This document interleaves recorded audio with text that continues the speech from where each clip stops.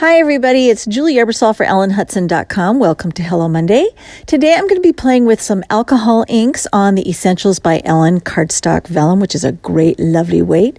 I've played with alcohol inks in the past, but it's been a while. And back then, I used glossy paper, but I didn't have any glossy paper. So I'm going to be working on vellum. And I've got a glass work surface here that I'm using. And I keep some gel hand sanitizer handy for cleanup. And that's what that was for. I've got probably more Copic reinkers than I do the Ranger alcohol inkers. The Ranger ones, I think I've only got 2 colors, and I have maybe 8 or 10 colors of Copic reinkers. So I'm just going to start by grabbing some colors I thought would be pretty together. I've got canary yellow, honey, and crimson that I've just laid down some drops directly from the reinker bottles. I also have some Copic blender solution that I put into a spritz bottle or spray bottle so I could mist it over the top and see what happens. And I wasn't too keen on what happened when I did it while it was wet. So I thought, oh, well, what happens if I add bigger drops? So I grabbed a pipette and got a hold of some of that blender fluid there and started laying down those drops. So that was kind of cool. And keep in mind, you can do the same thing, same techniques with the Ranger alcohol inks and their blending solution. And I think they have an ink lifting solution now too, and a cool ink pad, but I didn't have that. So I'm going with what I have. I'm going to tilt my piece of vellum here around and see what happens. And it's kind of pooling and running, but that red was still more intense than what I wanted. So I kind of thought about it and thought, I've got some clean paper towel here. I'm just going to start blotting that away. And I like working on half pieces of quarter sheets, little small pieces of paper while I'm experimenting, just to kind of see what I'm going to get and whether or not I like it. And one thing I discovered is that I had a bad habit of putting down really dark, intense colors and then blotting it all away because I was like, ooh, that's way too dark for me or what I want right now. So you're going to see me actually applying colors. This one's begonia pink, so it's not as intense as the crimson, and I wish I had started with that. So I'm just adding some droplets of that blender fluid again. And it's like, do I like that? I don't know. So I'm going to dab it away with my paper towel here. And you're just going to see me repeating this process as I learn, what do I like and what do I not like. And this begonia pink is a better color, I think, to start off with. And then I had to kind of slap myself because I was like, stop dabbing it all away. You keep dabbing it all away. So anyway, I'm going to come back in with more of that canary yellow and brighten that up. And you kind of have to play around with this from the get-go. And, don't go in with an idea in your mind that you're going to get exactly what you want or an end result perfectly when you're first trying this. So I had to kind of build myself up in that idea that, you just got to play with it and see what you like and see what you don't like.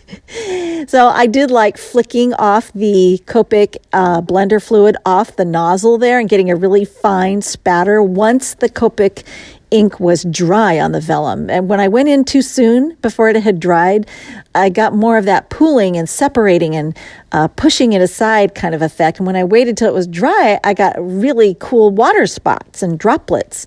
So I just kind of learned I had to be a little bit more patient or grab my heat gun to heat things up and then come in with adding my little droplets and spatters of blender ink. And that was a look that I really liked. So find what you like and then do more of that. Yeah.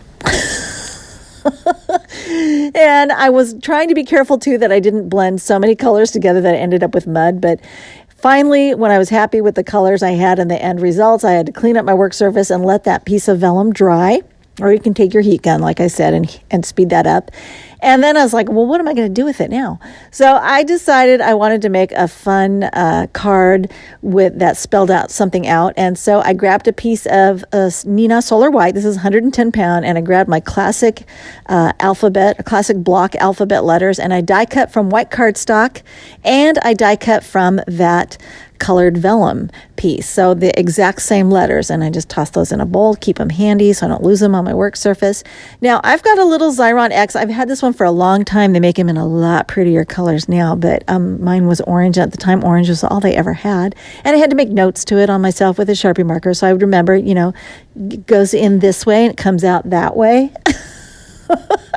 And I'm putting my letters into the chute face down. And you can tell when you look at your die cut letters, if you have etch marks from the die cutting pads of your Gemini or your Big Shot, that tells you that's the back side. So I'm putting this smooth, unblemished front side of my letters down in the chute. I want adhesive on the face or the front of my letters. So it's going to look like I'm spelling everything backwards right now. And I'm separating them. I want to make sure I have enough spacing between them that the letters don't overlap and get inadvertently stuck together. So I'm just advancing it a little bit by hand and then adding the next letter so I don't have that issue, because when I get in a hurry and I don't do that, I end up with letters all stuck together and I can't use them and I have to start all over again. Hate that.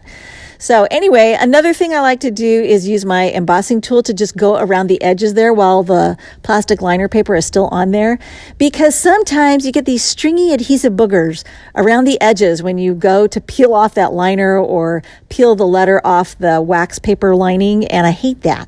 So I go around those edges there with that embossing or stylus tool to try to eliminate all of those, and it really helps a lot. So now I can go ahead and pop each letter off that, and like I said, I've got adhesive on the front of the letters, and then I'm just going to lay down my vellum letters on top of that. Now you could probably do this another way, but this is the way I went. It works for me.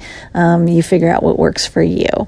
And I'm just going to continue. I've got the whole word hooray that I spelled out that I got to do this, so it's going to take me a little bit. I'm going to speed up the camera and fast forward. It's the same process for every letter.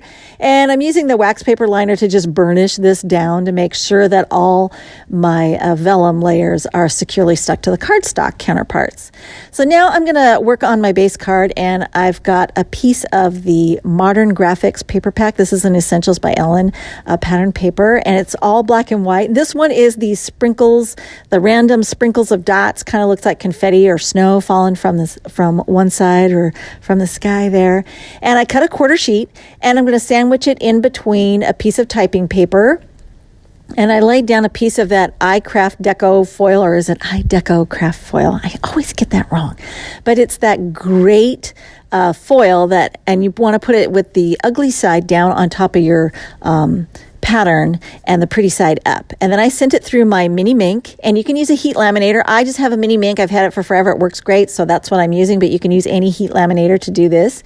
And when I send it through and I open up my typing paper sandwich, there I've got all of that gorgeous foil transferred to my piece of pattern paper. And so this works great with the Essentials by Ellen pattern paper pack, and I highly recommend it. It's a great way to do foiling. So now I've taken up all my letters, and I'm going to line them up perfectly there on my grid surface, and I'm going to use a piece of washi tape that I've neutralized against my arm there so it's not quite so tacky. And that's going to keep my letters all together and nice and straight, and it's going to hold them in place, and that way I can get some foam tape added to the back of these letters. I've got acrylic blocks holding down the sticky tape because it kept sticking to my fingers. So this has everything perfectly aligned.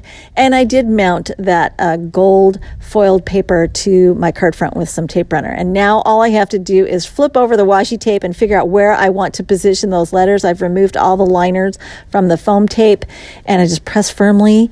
And this washi tape trick just is a great hack for getting those letters all lined up and mounted onto your card without too much fuss or problem. So I'm going to carefully pull back the washi tape, and I'm good to go. And I'm going to embellish this card front with a sentiment that I embossed onto some black cardstock with white embossing powder, and then I added a couple of those high supply teeny tiny black star sequins, which I absolutely love, and that finished off the card perfectly. We've got all the supplies listed down in the video description and also on the classroom blog over at ellenhudson.com. And if you enjoyed this video, please give us a thumbs up. You can see more of our papercraft videos by clicking on the photos below and by subscribing to the Ellen Hudson channel here on YouTube. Thanks for watching.